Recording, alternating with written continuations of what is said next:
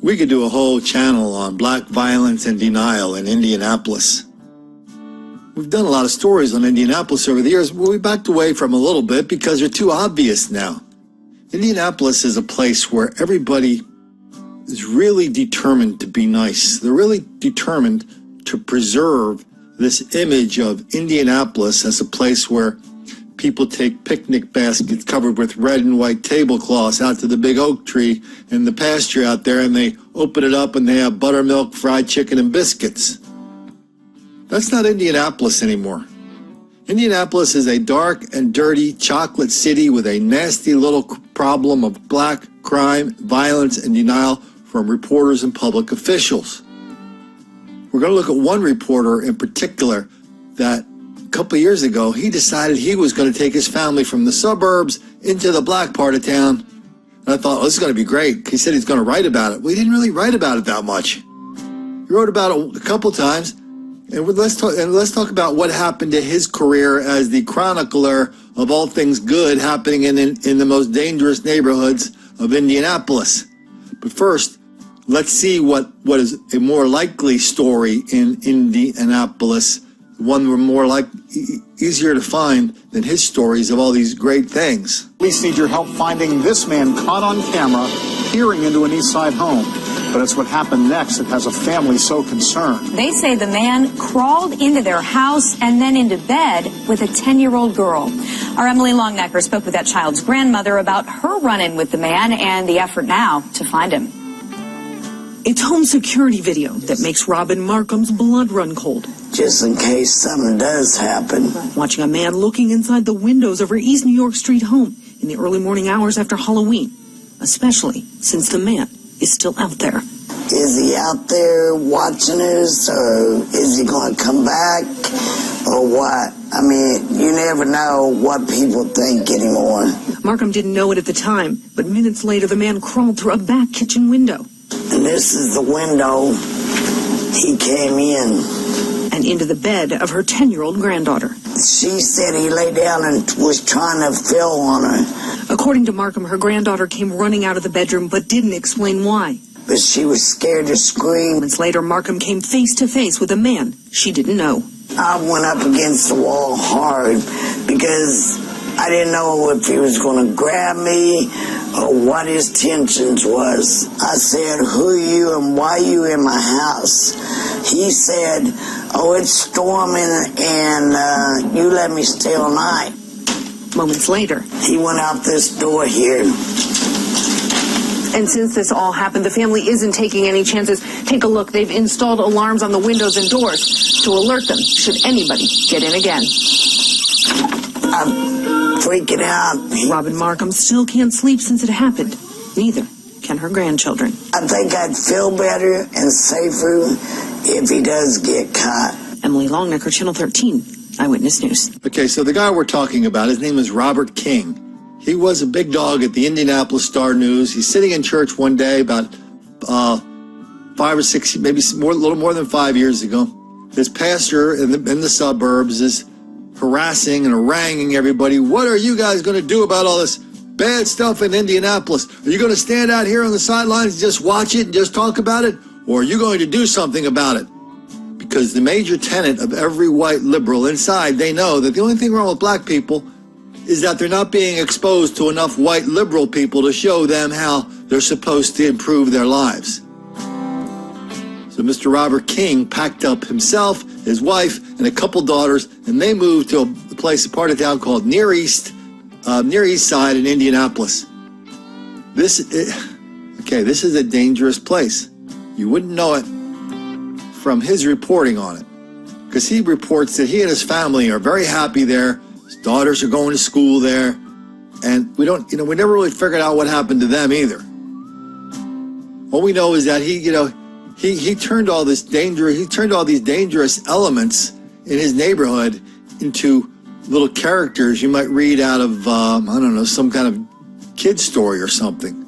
Oh, there's the burglar. Yeah, he knows us all pretty well, and we can't seem to catch him. There's the prostitutes hanging out on the corner. Yeah, we had a murder here a little while ago, but darn it, that could happen anywhere. So So I thought, okay, how long can he live in this part of town? He has to write a column about it, right? This has to be like a major thing in his life. No, he didn't really do much on it. Every time I looked him up, I'd see something a little here, a little there. Nothing really what it was like living in his part of town. Nothing of what it was like sending his 2 teenage daughters to school at a black high school. So they must be kind of growed out of most of it by now. He's got a wife down there. Anything else happened to him? He did one story about relatively recently about how things are getting better down there. And they're getting better because the white people are moving in. Of course, it was a pretty long story, but halfway through the story, he had to get into something. He had to get into the big brick wall of gentrification. And he started talking to all the black people, and the black people started telling him, it's like, hey, you think all these white people opening coffee shops is something we want? And the cool restaurants and the $10 glasses of beer? No, we don't want any part of that. White people are ruining this neighborhood. They're making it too expensive for us to live here. We don't like the new houses. They'll raise our property taxes. And so Mr. Robert King pretty much shrugged his shoulders and went, wow, I guess everything down here is much more nuanced than I thought. Meanwhile, the crime continues like we just saw. That part of Indianapolis is still a nasty bit of business down there, and it still spills over into lots of other places in Indianapolis. God, we've done a lot of stories in Indianapolis, and don't make the black kids angry. I mean, what about the Indiana Black Expo? They hold it once a year in downtown Indy, which is in tatters the rest of the year. They turned downtown Indianapolis into a armed camp, complete with horses, lots of cops, big bright lights, lots of radios, dogs.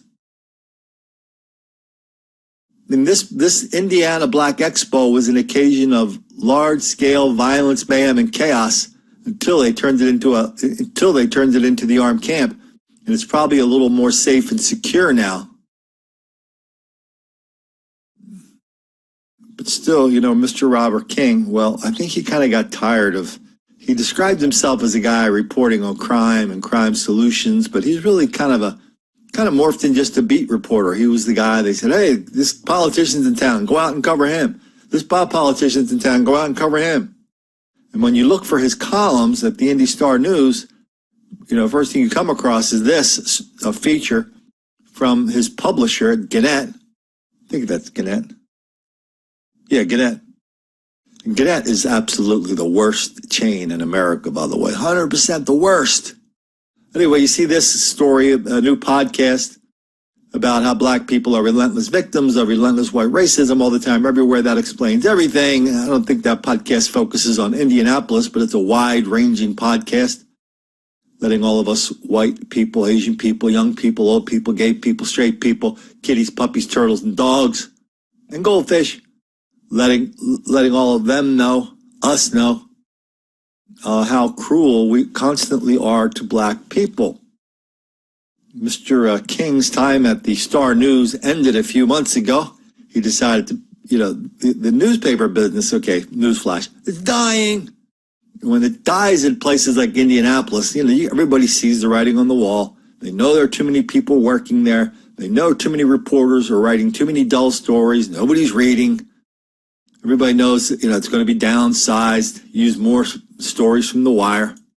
So, Mr. Robert King saw the writing on the wall, even though he was one of the big dogs over there, and he took a job where the business is booming, Indiana University Medical School. So he's, in his description, he says, I write stories about how, our stuff improves people's lives to support contributions and donations and whatever the buzzwords are for frisking the rich people who go to hospitals these days. I don't know if he still lives there. I mean, to live in a place like that, if you're a single guy, if you're a single woman, these early gentrifiers, they're not families. You see a lot of gay people in these early gentrified areas because they don't have families. So when you walk down the street as a single person, as a single guy, you can, your attitude is, okay, I'm going to watch out for myself and I'll be casting my radar around myself and keeping an eye on myself. Maybe I have some protection in my pocket. That's one level, okay, of awareness. But if you moved into a dark, dangerous, and dirty chocolate neighborhood like the east side of Indianapolis, with your family, all of a sudden, you didn't just triple your level of awareness. No, this is logarithmic. It went up like 300 times. Your girls go out to school to go to high school. Do you really think they're safe? Do you really think they're safer there than they were where they went to school before? Do you think your wife is safe taking the trash out at night? Does she even do that? The answer to those questions, any quasi-honest person knows the answer to those questions. You know, in Indianapolis, we actually do have a quasi-honest person. We talked about this guy a lot in Don't Make the Black Kids Angry. At least we featured his column, and also in White Girl Bleed a lot. He knows a guy named, his name is Abdul Hakim Shabazz. He wrote a big column. He's a black lawyer. He's an activist. He's got a radio show. I think he does stuff on TV there once in a while. He writes this column, and he said, and talking about what it's like to be just a regular old black dude walking around Indianapolis. He said it's unbelievably dangerous, this town. We don't need to have lots more ministers creating relationships with these gangsters so they'll see the light. None of that works. Because here's the real problem in Indianapolis, saith Abdul Hakim Shabazz. Quote, Indianapolis, you have a problem. Your problem is young black men who are out of control. There's a truth teller. That's the guy that should be running the newsroom at the Indianapolis Star instead of these idiots, these delusional idiots like Robert King, who are just absolutely determined to paper over any kind of ridiculous level of racial crime and violence that we see in Indianapolis all the time. Denial, deceit, delusion. Oh yeah, that never makes the black kids angry.